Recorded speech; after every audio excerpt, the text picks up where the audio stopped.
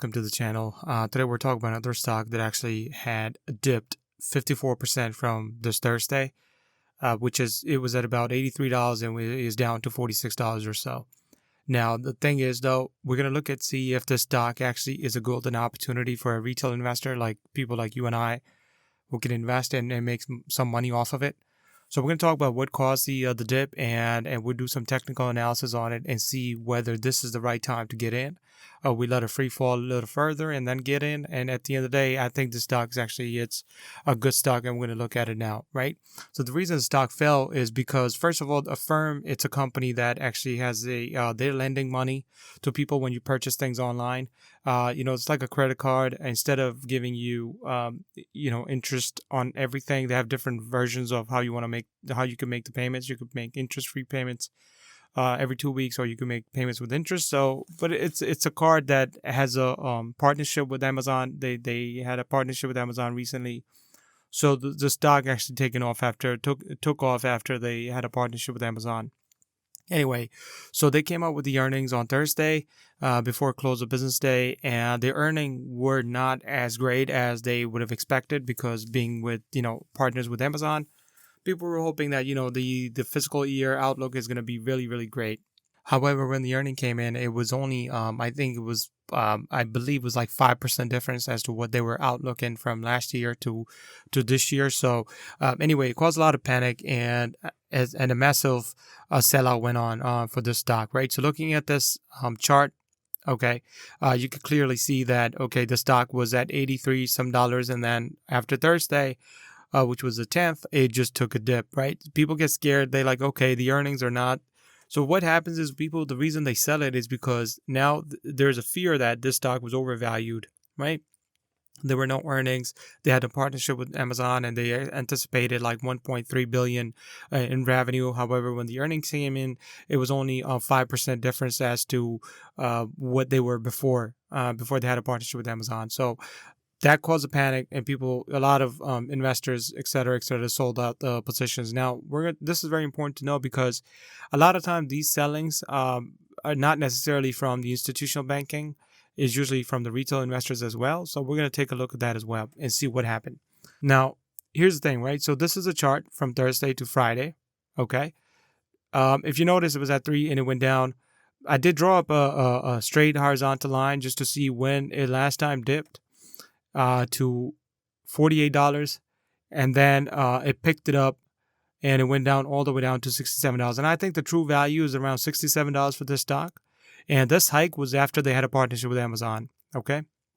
So I believe the true value of the stock is definitely 67 or so, which is, again, this is not a bad company.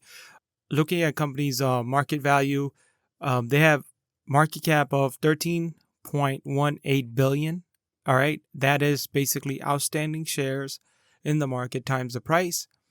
And on a daily basis, they're trading 62 million stocks every day. So the company itself, it's not a small company. It's a good stock, and it's trading in a good quantity every day.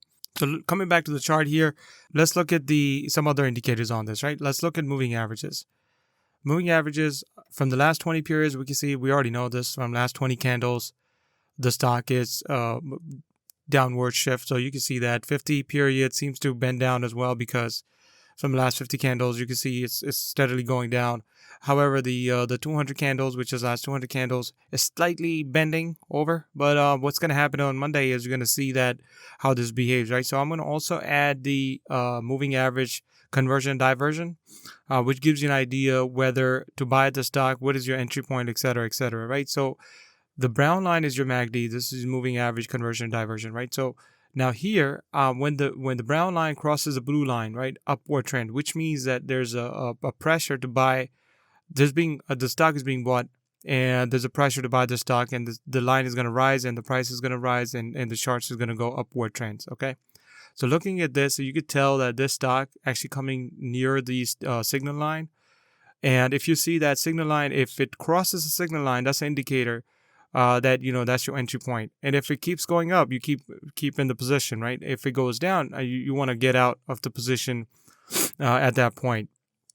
So the other one is the relative strength indicator. Now that's also a very great indicator that gives you an idea as to where is the is it being overbought, oversold. If you notice here, before they release their earnings, it actually was a massive buyout happening here. All right, anything above 70 is an extra demand for the stock. The price rises, everything goes great.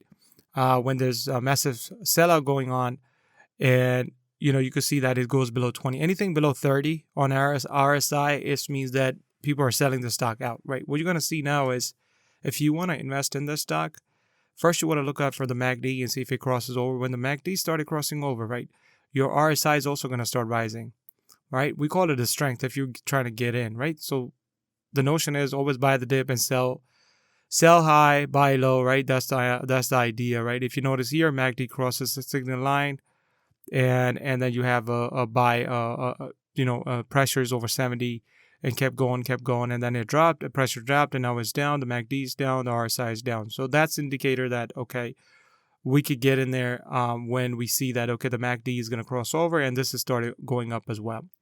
Okay, that will be your entry point. Coming back to the institutional holdings, right? Institutional holding, they hold 64% of the stock, okay? All right. And they have increased their positions for 65 million stocks. And overall, they hold 133 million stocks of this company. All right. So that's 64% number. It's a huge number. Okay. If I was in the market right now, right, to buy the stock, which I will for myself on a Monday, right, I will see whether this MACD crosses over the signal line, right? Which means that if it does cross over the signal line and you have your price started going up like above 50 and all, and you see the RSI showing strength as well, meaning this started going up, you might want to get in right at that time.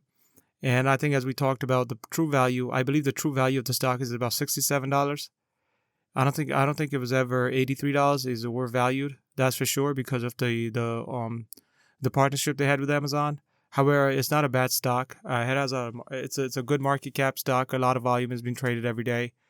And I think for a retail investor, this is a golden opportunity to see where it lands on Monday. And if you feel that, the indicators are showing you that the stock is going to go up, I think it's a good buy. But again, not a financial advisor. This is my opinion on it. So hopefully if you found anything informative, please do hit that subscribe button and like that video. And I will be sharing more videos like this to help each other out.